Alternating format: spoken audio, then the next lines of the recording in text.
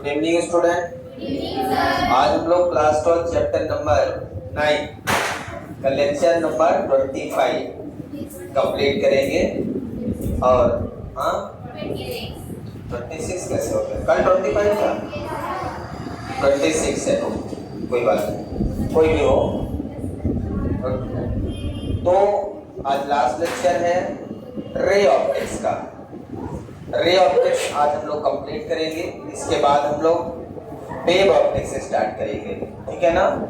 तो मैंने आपको बताया था रे ऑप्टिक्स और वेव ऑप्टिक्स लगभग एक महीने का सिलेबस होता है दोनों का। तो रे ऑप्टिक्स अभी हमारा 26 दिन में 26 चैप्टर 26 लेक्चर है, तो इसका मतलब 26 डेज कंप्लीट हो गए हैं। 4 दिन और बचे। उस 4 दिन में हमें वेव ऑप्टिक्स कंप्लीट करना है। 4 से 5 दिन वेव ऑप्टिक्स में लगेंगे। तो 1 मंथ का ये टोटल हमारा सिलेबस रहता है रे ऑप्टिक्स और वेव ऑप्टिक्स। उसके बाद भी फिर हम अगले 4 चैप्टर और पढ़ेंगे। उसको भी हमें लगभग 1.5 महीने हमारे पास समय रहेगा। उसमें भी हमें 20 दिसंबर के पहले सिलेबस को तैयार करना है, क्योंकि आपकी टेस्ट सीरीज 20 तारीख से स्टार्ट हो रही है। तो आज हम डिस्कस करेंगे टेलीस्कोप में। हम लोगों ने कल डिस्कस किया था टेलीस्कोप 2 टाइप का था, रिफ्रैक्टिंग टेलीस्कोप और रिफ्लेक्टिंग टेलीस्कोप 2 टाइप का। और रिफ्रैक्टिंग टेलीस्कोप 2 टाइप का था, astronomical telescope and terrestrial telescope. Astronomical telescope जैसा कि नाम से समझ में आता है, तो प्लैनेट्स, स्टार्स, जो एस्ट्रोनॉम्स होते हैं उनको देखने के लिए हम लोग यूज करते हैं। टेरेस्ट्रियल टेलीस्कोप का यूज कहाँ करते हैं, ये आज हम स्टडी करेंगे, क्योंकि आज हम टेरेस्ट्रियल टेलीस्कोप की ही स्टडी करेंगे। तो हेडिंग लगाएंगे सभी लोग, क्या? Terrestrial telescope. टेरेस्ट्रियल टेलीस्कोप आज हम लोग कंप्लीट करेंगे। टेरेस्ट्रियल टेलीस्कोप पेपर में कभी कभी आती है, इसलिए आपको थोड़ा सा पढ़ना है। लेकिन जो सबसे ज्यादा आता है वो कंपाउंड और एस्ट्रोनॉमिकल टेलीस्कोप, ठीक है ना। इसको भी पढ़ना है, ऐसा नहीं। तो एस्ट्रोनॉमिकल में हम लोग हेवनली बॉडीज को ऑब्जर्व करते हैं, लेकिन वो यहाँ नहीं ऑब्जर्व करते। वो प्लैनेट्स हो या स्टार हो, मतलब जो बहुत दूर हो।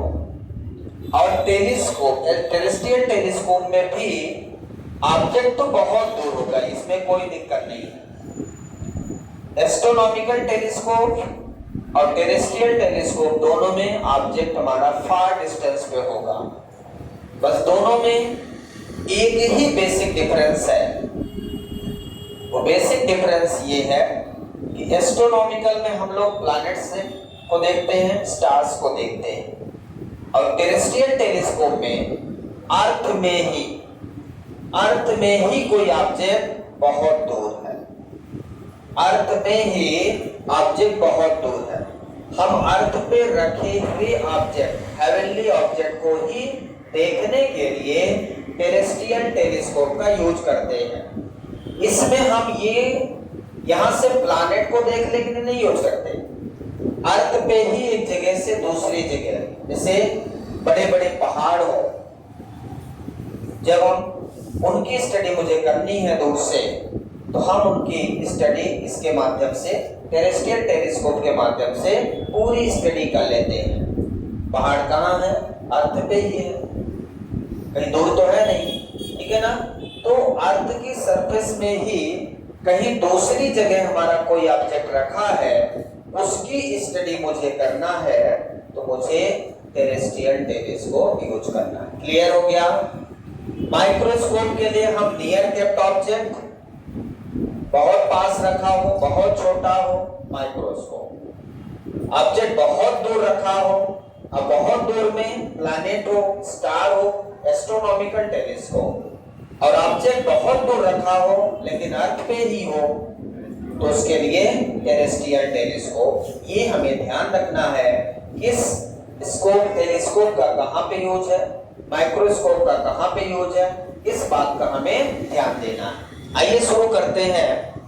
तो टेरेस्ट्रियल टेलीस्कोप को हम terrestrial telescope are used to observe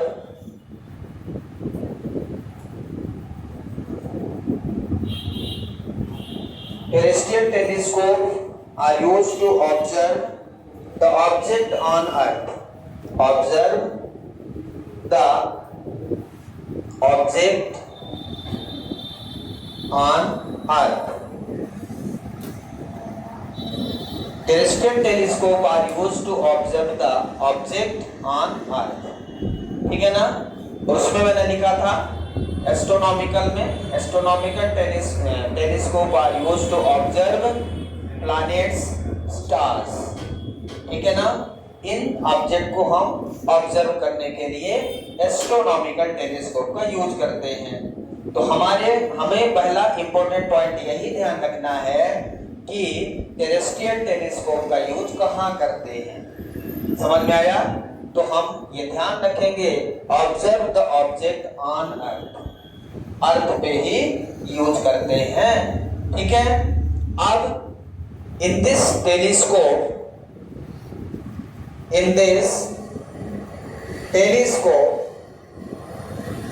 three lenses, three convex lens are used. Three convex lens are used. Astronomical में आपको याद होगा 2 कॉन्वेक्स लेंस यूज करते थे, इसमें 3 कॉन्वेक्स लेंस यूज करेंगे। कितने? 3 कॉन्वेक्स लेंस। इसमें जो फर्स्ट कॉन्वेक्स लेंस होगा, first convex lens is objective lens. Objective lens. Second convex lens.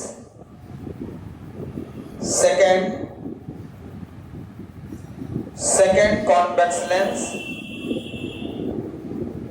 is filled or erecting lens. Erecting lens. Third convex lens is eyepiece.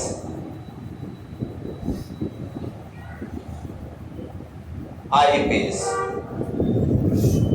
इस तरह से 3 lenses का use करेंगे हम लोग। ठीक है। एस्ट्रोनॉमिकल टेलीस्कोप में आपको याद होगा only 2 lenses are use. Compound microscope में भी 2 लेंस। ठीक है। और यहाँ पे 3 लेंस।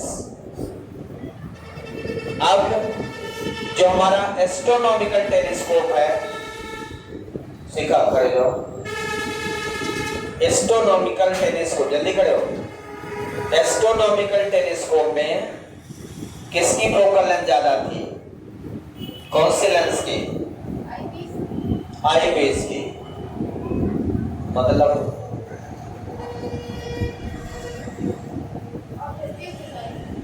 ऑब्जेक्टिव की।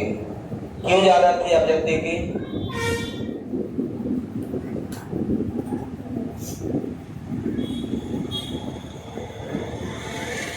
कोई मतलब ही नहीं। क्यों ज्यादा थी? कोई मतलब नहीं। कल बताया था। अनीस बताओ। ऑब्जेक्टिव लेंस की फोकल लेंथ ज्यादा थी। क्यों? ये तो नहीं बताया था शिव जी। क्यों? हरदेव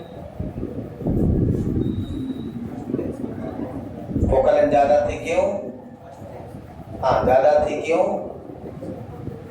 प्रिंस विजिबिलिटी के लिए, हाँ विजिबिलिटी के लिए, विजिबिलिटी के लिए, के लिए, so that it can collect more light, more light. yes sir, for clearly seeing the object, Good. for better visualization. Focal length are more because of more light comes from the object, hence it visible clearly.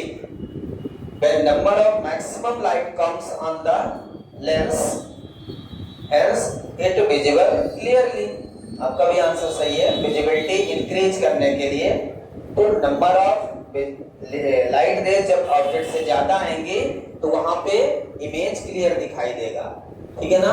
इसलिए हमने उसकी focal length को क्या किया था, ज्यादा रखा था। बैठिए, मैंने कल बताया था, बट जब माइंड यहाँ पे रहे तो समझ आए, जब यहाँ पे माइंड नहीं है तो नहीं समझ आएगा। चलिए रे डायग्राम बनाएंगे, ये लिख लिया सबने। इंपॉर्टेंट पॉइंट यहाँ पे यही है कि टेरेस्ट्रियल टेलीस्कोप का यूज कहाँ करते हैं, अर्थ पे ही कोई बॉडी रखी है उसको देखने के लिए, उसको ऑब्जर्व करने के लिए, इस बात को ध्यान रखना। और हमने 3 लेंसेस बताया है इसमें यूज करना है, तो हम 2 लेंस का यूज नहीं कर सकते क्या? हम 2 लेंस का यूज क्यों नहीं कर सकते? हम 3 लेंस का यूज क्यों करते हैं? Why we use 3 lenses? ये हमें समझना है यहाँ पे, ये हमारे लिए इंपॉर्टेंट क्वेश्चन है। किसी के मन में ये क्वेश्चन आ ही नहीं रहा होगा कि सर अभी तक तो 2 ही यूज किए, 3 कैसे यूज करेंगे और क्यों यूज करेंगे 3? उसका कोई यूज है नहीं है तो मत लगाओ, जबरदस्ती थोड़ी करना है कि सर हो गया लगा दो। हमारे पास इतना पैसा नहीं कि हम बर्बाद करें अपना पैसा, हमको अपना पैसा भी सेफ रखना है, ये बात को ध्यान रखना है। तो 2 कंडीशन में हम जैसा डायग्राम बनाते हैं, पहला हमारा इमेज कहाँ फॉर्म होना चाहिए, at least distance of distinct vision पे। दूसरा इमेज कहाँ फॉर्म होना चाहिए, एट इन्फिनिटी। दोनों टर्म याद रखिए, दोनों टर्म याद रखेंगे, दोनों केस पे रे डायग्राम बनेगा और दोनों केस का मैग्नीफाइंग पावर हमें फाइंड करना है। क्या मैग्नीफाइंग पावर हमारा सेम रहेगा जो हमने एस्ट्रोनॉमिकल टेलीस्कोप का मैग्नीफाइंग पावर फाइंड किया था, क्या वही रहेगा या मैग्नीफाइंग पावर चेंज होगा? क्यों चेंज होगा? यदि चेंज होगा तो कैसे चेंज होगा? इन्हीं सारे क्वेश्चंस की स्टडी हमें करनी है, ठीक है। तो सबसे पहले हम 3 लेंसेस कॉन्वेक्स लेंस यूज करेंगे। आपको याद होगा फर्स्ट कॉन्वेक्स लेंस की फोकल लेंथ ज्यादा होती है सबसे, तो ये वही रहेगा। दूसरा कॉन्वेक्स लेंस छोटा रहेगा, तीसरा कॉन्वेक्स लेंस भी छोटा ही रहेगा। अब क्वेश्चन बहुत है, आंसर बहुत कम है। क्वेश्चन तो आपके पास इनफाइनाइट होंगे, कुछ लोगों के पास क्वेश्चन नहीं रहता। ऐसा लगता है कि उनकी पूरी दिमाग खाली है, उनको लगता है कि हम यहाँ केवल बोर्ड देखने आते हैं। ये कौन सा लेंस है? Objective lens. ये कौन सा लेंस है? देखो कापी में तुमने लिखा ही नहीं होगा। Field are erecting. इरेक्टिंग मतलब सीधा, इरेक्ट वर्ड का मतलब, इरेक्ट मतलब सीधा। इसका काम है जो इसका इमेज आएगा उसको सीधा कर दे। अच्छा मान लीजिए हमने ये ऑब्जेक्ट ऐसे रख दिया, तो ये ऑब्जेक्ट आपको ये वाला लेंस जो देगा आगे जाके ऐसे दे देगा।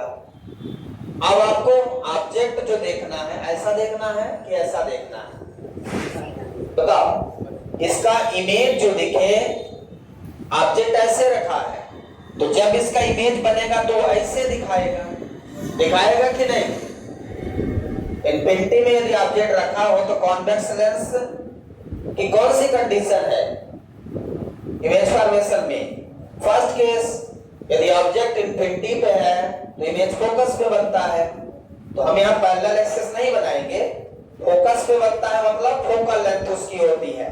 कल भी आपको याद होगा मैंने जहां पे इमेज बना वहां FO लिखा था, क्योंकि जब ऑब्जेक्ट इन्फिनिटी पे है तो इमेज कहां फॉर्म होगी, फोकस पे फॉर्म होगी, इसके फोकस पे, और रियल एंड इन्वर्टेड फॉर्म होगी। याद है क्या किसी को? ये सब पूरा डेड डैश है।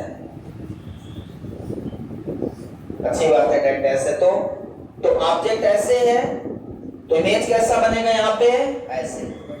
आपको कोई ऑब्जेक्ट देखना है तो उल्टा देखना चाहेंगे कि सीधा? अब आप क्या करोगे, यहाँ जो इमेज ऐसा फॉर्म होगा आप चाहोगे कि आपको सीधा दिख जाए, तो ये क्या करेगा, उसको सीधा करेगा। तो ये जब इसका ऑब्जेक्ट होगा और यहाँ एक और लेंस लगा देंगे तो वो उसको उल्टा कर देगा, इसका उल्टा यहाँ दिखेगा, फिर इसका जो रिवर्स है उसको ये उल्टा करेगा, मतलब सीधा हो जाएगा। यहाँ क्या हो जाएगा, सीधा। इसीलिए बोलते हैं इसको इरेक्टिंग लेंस। इरेक्टिंग मतलब सीधा कर देगा। क्या कर देगा, सीधा कर देगा। यदि ऑब्जेक्ट ऐसा है तो इसका आउटपुट जो मिलेगा वो ऐसा, फिर इसका यहाँ पे, फिर ऐसा। तो आपको ऐसे चाहिए। फिर इसका वर्चुअल एंड इरेक्ट इमेज बनाना है, मतलब उसको बड़ा दिखाना है, और बड़ा दिखाने के लिए हम आई लेंस का यूज करेंगे। इसका यूज करेंगे, आई लेंस का। ध्यान रखिए इससे छोटा आई लेंस रहेगा, बड़ा ना बनाना, ठीक है ना। हमारा ये वाला बड़ा रहेगा और ये वाला नियरली सेम रहेगा, ये दोनों नियरली सेम रहेगा। अब ध्यान से देखें, पहली लाइट रेस कहां से आएगी, इनफाइनाइट से। डायग्राम लगभग उसी तरह बनेगा, इनफाइनाइट से आएगी, जो ऑप्टिकल सेंटर से जाएगी वो सीधा पास हो जाएगी। ऑप्टिकल सेंटर से जाने वाली लाइट रेस बिना डेविएशन के सीधे चली जाती है। कई लोगों को लग रहा है कहीं कल डेविएशन तो न हो जाएगा, बहुत कंफ्यूजन है। कई लोगों को लगता है ऑप्टिकल सेंटर से ही मोड़ दो, सर शायद गलत किए हो, उनके मन में रोज कंफ्यूजन चलता है। अब यहां से ये बेंड होगी कि नहीं होगी, तुम लोग बताते चलना। ऐसे मुड़ेगी, दोनों जहां कट करेंगे वहां क्या बनेगा, इमेज। ये ऑब्जेक्ट है यहाँ पे, ये भी इन्फिनिटी पे है, light rays I.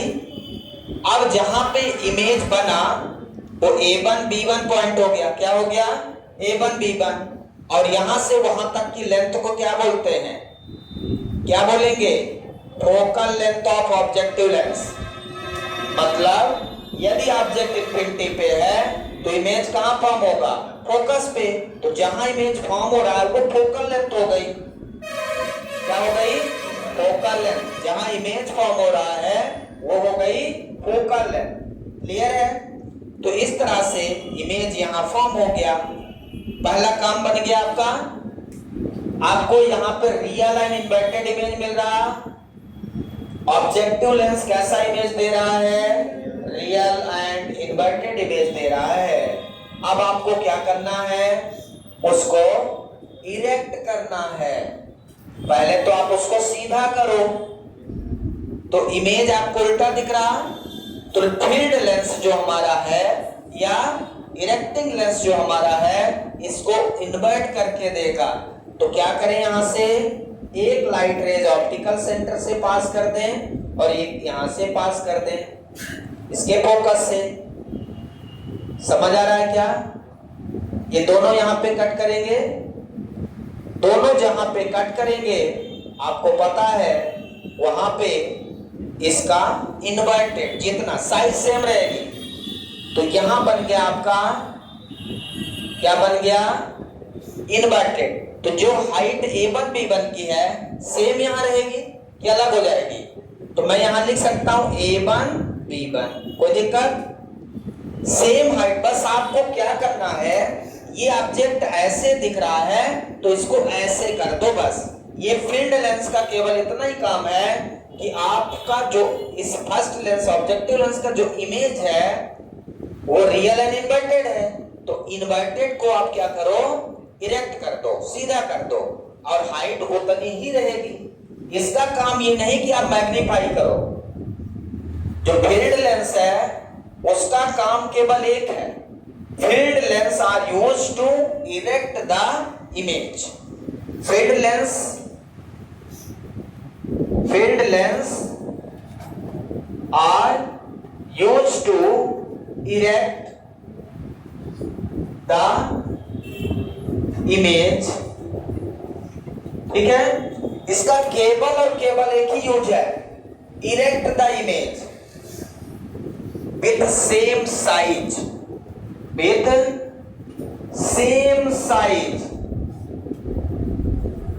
Of an object.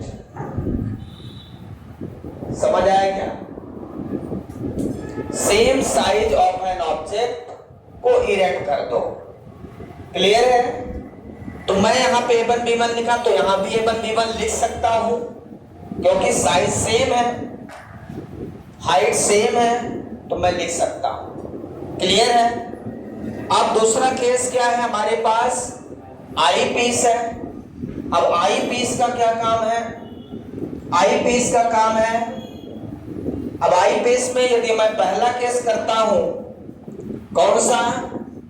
Image formed at least distance of distinct vision। तब एक लाइट रेज आपको पता है ऑप्टिकल सेंटर से जाएगी, ऑप्टिकल सेंटर से जाने वाली लाइट रेज सीधे चली जाएगी ऑप्टिकल सेंटर का, और ई पॉइंट ऑप्टिकल सेंटर इसका। अब दूसरी लाइट रेज इसके फोकस से जाएगी। ठीक है, यहां हम और आप खड़े होंगे देखने के लिए कि इमेज कहां है। न्याय बना दिया। अब आपको पता है कि virtual and erect image form होगा। कैसा इमेज फॉर्म होगा? Virtual and erect. इसको पीछे की ओर स्टैंड करो।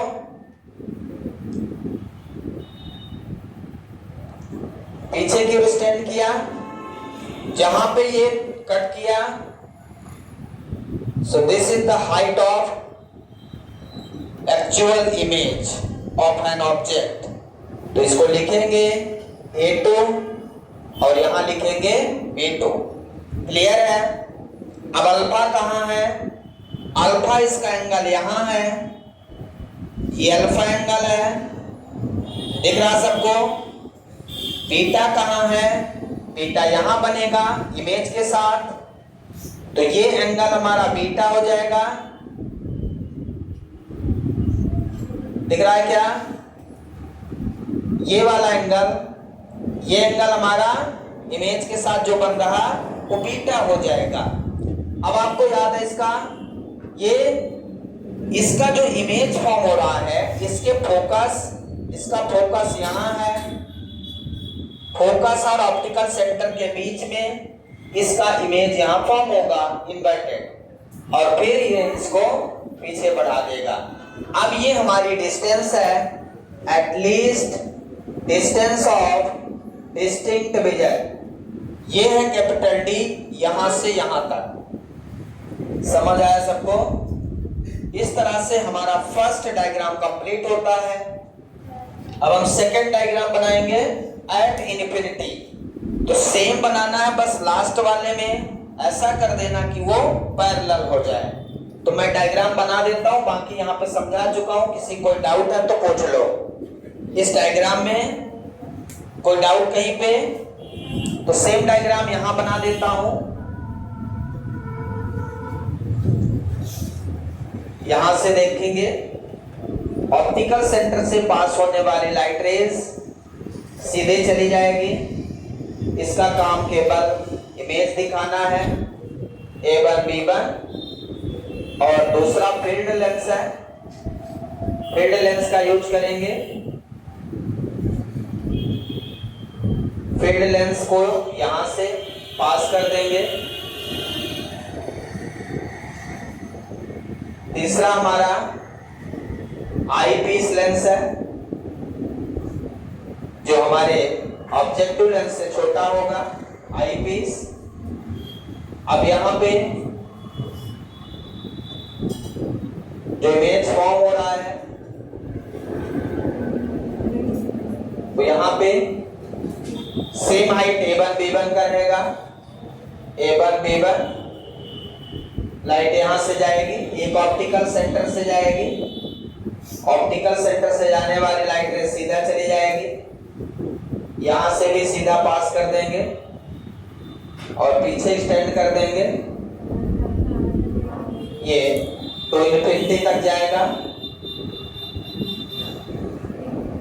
यहां पे फोकस हो गया Fe, मतलब ये जो लेंथ है वो Fe हो गई, कितनी हो गई? Fe हो गई। ये लेंथ कितनी हो गई? Fo हो गई। ध्यान से देखिए, ऑब्जेक्ट कब सेम इमेज देता है, यहां पे आपने बताया ना ऑब्जेक्ट कहां रखा होगा कि इमेज सेम देगा, बस इन्वर्टेड कर देगा। ऐसा पढ़ा आपने? कॉन्वेक्स लेंस की वो कौन सी पोजीशन है, ध्यान से सुनो सब लोग। कॉन्वेक्स लेंस की वो कौन सी पोजीशन है जिसमें ऑब्जेक्ट सेम मिलता है, same height same position, curvature पे। यदि ऑब्जेक्ट कर्वेचर पे रखा हो तो आपको रिजल्ट सेम मिलेगा सेम डिस्टेंस पे। इसका मतलब ध्यान से देखिए, पहले ये जो मैं लिखने जा रहा हूं, यहां से यहां तक की फोकल लेंथ Fo है। फिर इस फील्ड लेंसेज में ये जो ऑब्जेक्ट, इसके लिए ऑब्जेक्ट का काम कर रहा है, मतलब ये कर्वेचर पे है तो ये रेडियस ऑफ कर्वेचर होगी। रेडियस ऑफ कर्वेचर को 2f लिखेंगे। क्या डिस्टेंस लिखते हैं? 2f। और यहाँ भी 2f होगा, क्योंकि रेडियस सेंटर ऑफ कर्वेचर पे है तो सेंटर ऑफ कर्वेचर पे इमेज मिलेगा। यहाँ भी 2f लिखेंगे यहाँ तक। फिर क्या लिखेंगे? इसके लिए ये ui रहेगा, इसके लिए क्या रहेगा? ui। इसमें क्या रहेगा? ये 2f रहेगा, आगे भी 2f रहेगा। सब लोग बोलो, यहां क्या रहेगा? यहां डिस्टेंस कौन सी रहेगी? हाँ, गुड, बैठो। तो समझदार निकली यार, पहले मैं लिख दिया था इसीलिए Fe बोल दी। सही है ना? कि दिमाग लगाई थी, लगाए थे, आज लेके आई है लगता है। हाँ, आज लेके आई हो? अरे दिमाग लेके आओ क्या, कुछ अलग थोड़ी मैं बोल रहा हूँ। दिमाग लेके आई आज सब। ये सब लाइन में मैंने बना दिया, अच्छे से बनाइएगा। ऑब्जेक्टिव है, डायग्राम, सेकेंड डायग्राम है, इसमें इमेज फॉर्म हो रहा है एट इन्फिनिटी। सही है, अच्छे से बनाइए डायग्राम को पहले। तो सबसे अच्छा डायग्राम बोर्ड में बना हुआ है, इससे अच्छा आप नहीं बना सकते। बना के दिखाओ यदि बना सकते हो।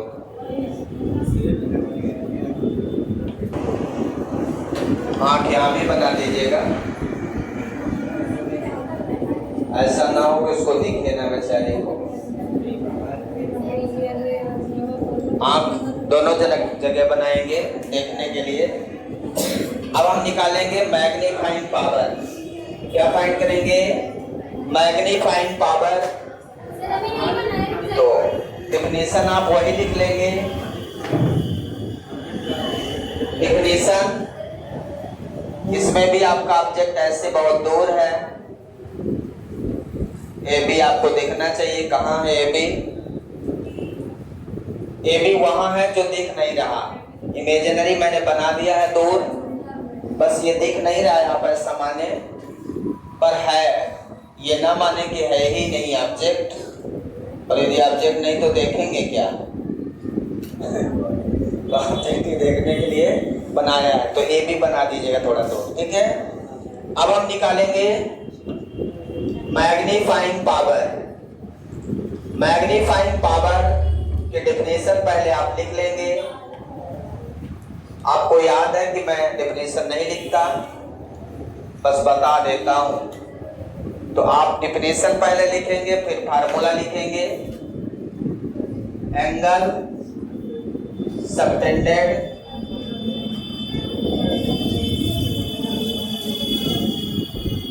बाय एन इमेज, याद है, एट आई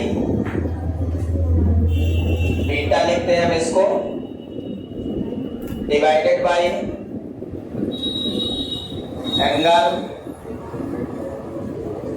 सबटेंडेड, अब तक याद होना चाहिए ये, बाय एन ऑब्जेक्ट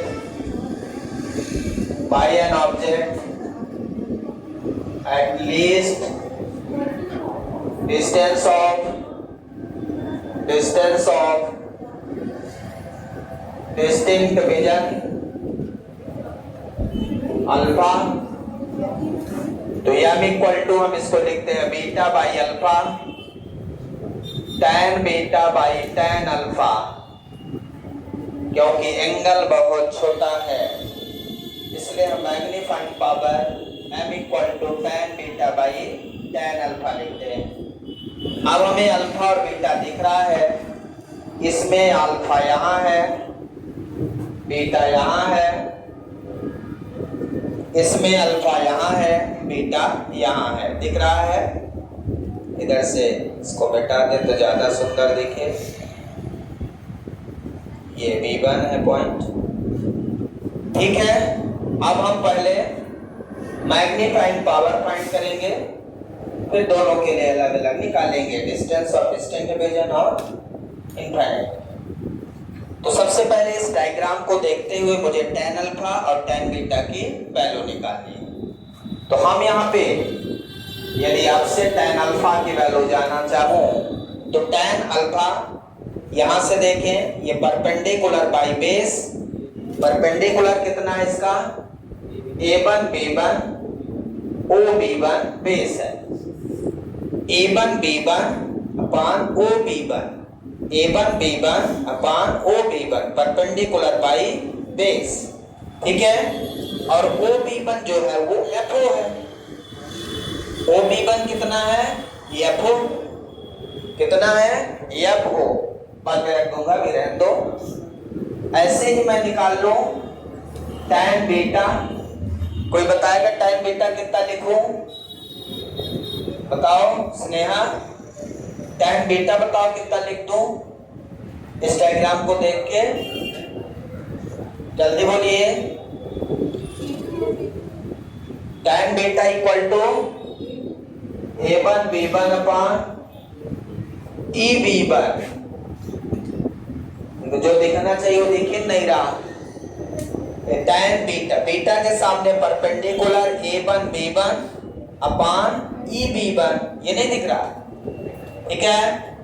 देखिए अच्छे से, दिखा क्या, दिखा कि नहीं दिखा, कितने लोगों को दिखा, अच्छा है, जिनको दिख जाए बहुत अच्छा, जिनको ना दिखे वो प्रयास करें कि दिख जाए। अब ये वैल्यू हम कहाँ रख दें, इस फार्मूले में रख दें, रखना है कि नहीं रखना, तो रख दो, फिर क्या, हमारे पास जगह नहीं है, मैं रखूं कहाँ, तो मैं यहाँ रख देता हूं m equal to tan beta by tan alpha. tan beta की वैल्यू मैंने क्या लिखा, किसी को याद है, A1 B1 upon EB1 whole upon tan alpha की value A1 B1 upon OB1। कई लोग सोच रहे हैं कि सर अपान कैसे लिखती है, ऐसे, हम ऐसे भी लिख देते हैं, तो लोग ध्यान रखना,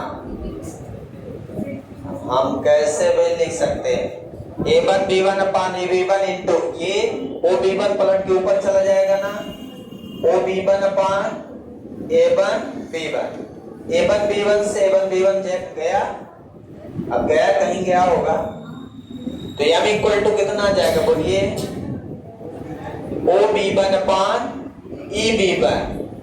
किसी को दिख रहा है OB1 कितना है, OB1 फोकल लेंथ है, साइन लेंगे तो पॉजिटिव लेंगे, क्या लेंगे, पॉजिटिव।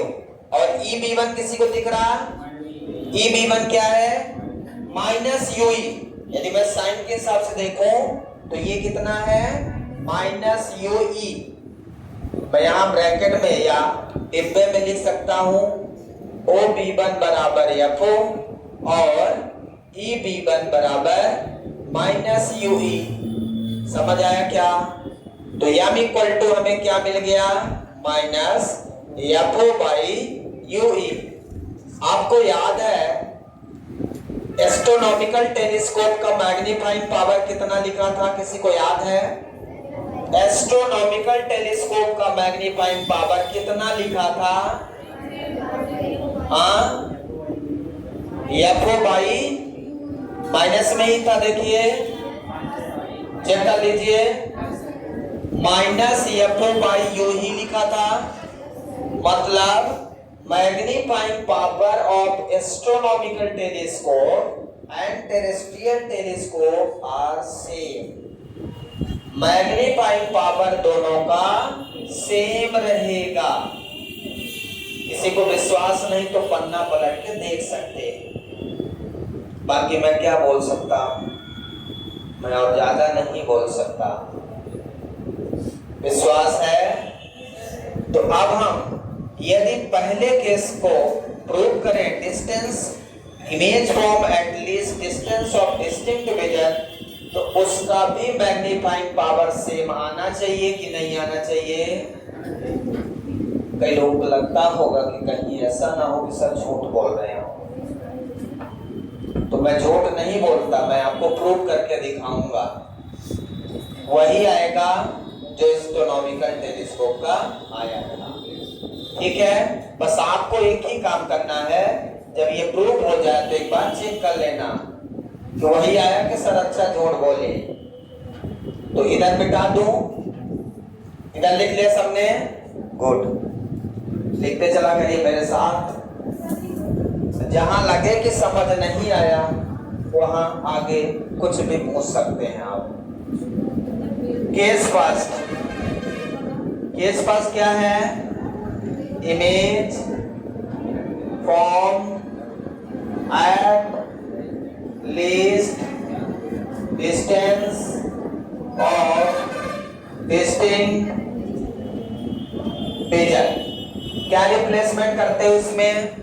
हार्दिक बताओ, क्या रिप्लेसमेंट करते हो इसमें? जल्दी बताओ। डिस्टेंस ऑफ डिस्टिंक्ट विजन में क्या रिप्लेस करते हैं? बोलिए। अरे यार पिछला ही बोलना है। हाँ, बेटी क्या? आपने ध्यान से देखा ही नहीं पिछला भी। एस्ट्रोनॉमिकल टेलीस्कोप आपने ध्यान से नहीं देखा, हमने क्या रिप्लेस किया था? हमने रिप्लेस किया था PE इक्वल टू, PE मतलब आई लेंस का इमेज कहां फॉर्म हो रहा है? At least distance of distinct vision पे। यही तो है capital D, according to sign convention minus D। दूसरा रिप्लेसमेंट मैं करता हूं UE, ऑब्जेक्ट कहां रखा है? तो मैं यहां पे सीधा माइनस UE लिख देता हूं, ये लेफ्ट साइड में। इसके अलावा कोई रिप्लेसमेंट नहीं करता। बैठ जाइए। बाई यूजिंग लेंस फार्मूला क्या लगाता हूं?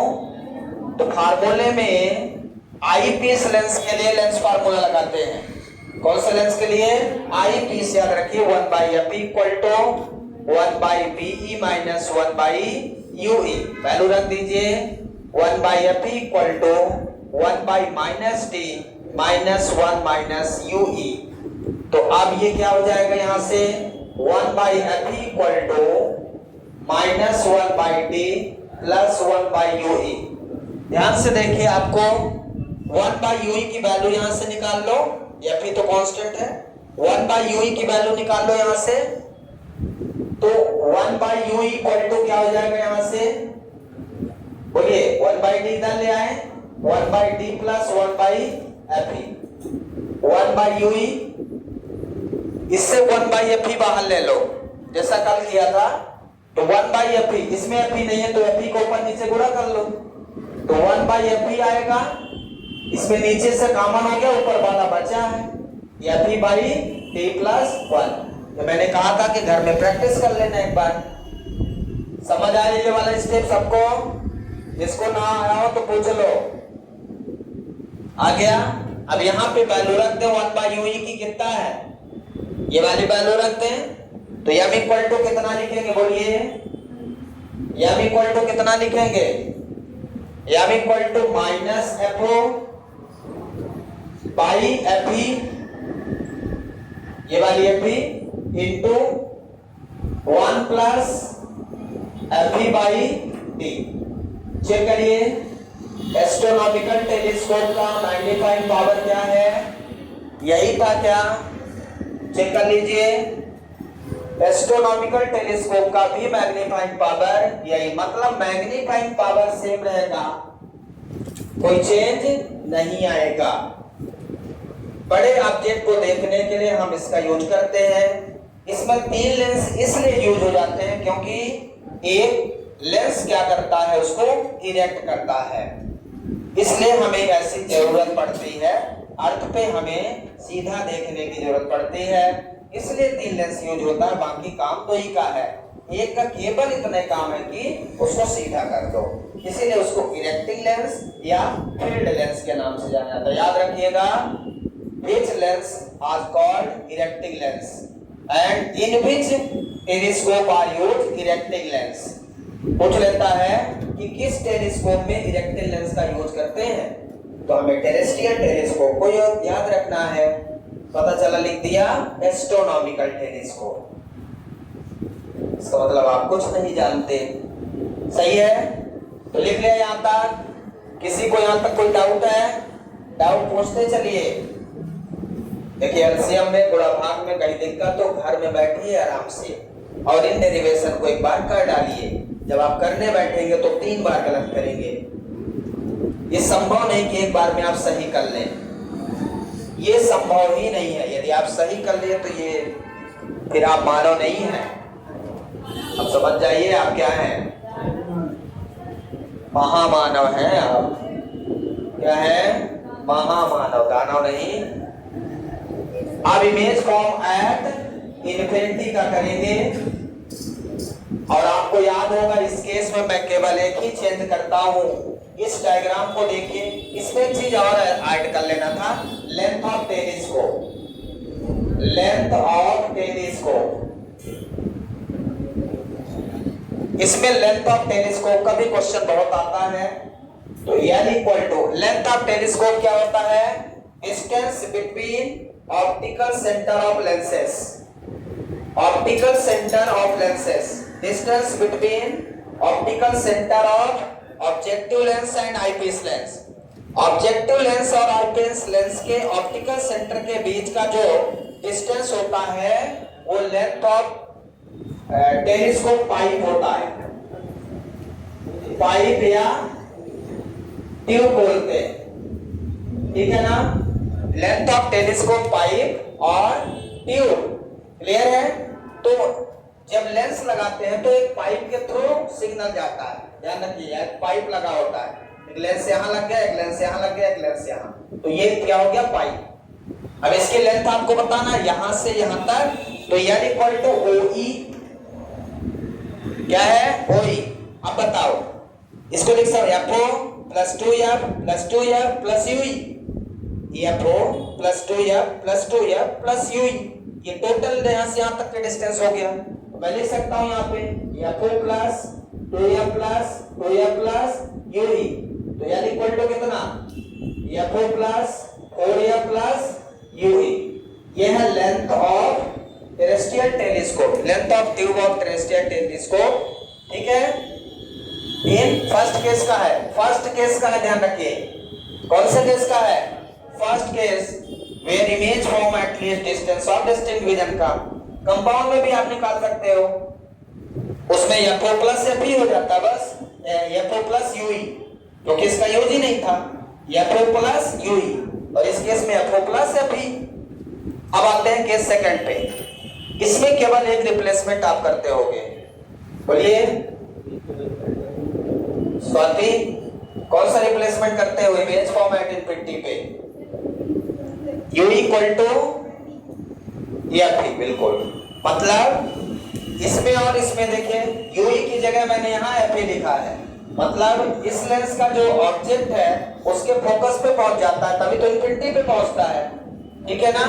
तो अब ये जो फार्मूला है ध्यान से देखें, इस फार्मूला में जहां यूई है वहां क्या रख दे, एफ ही रख दो, तो एम इक्वल टू कितना हो जाएगा minus F O by F E.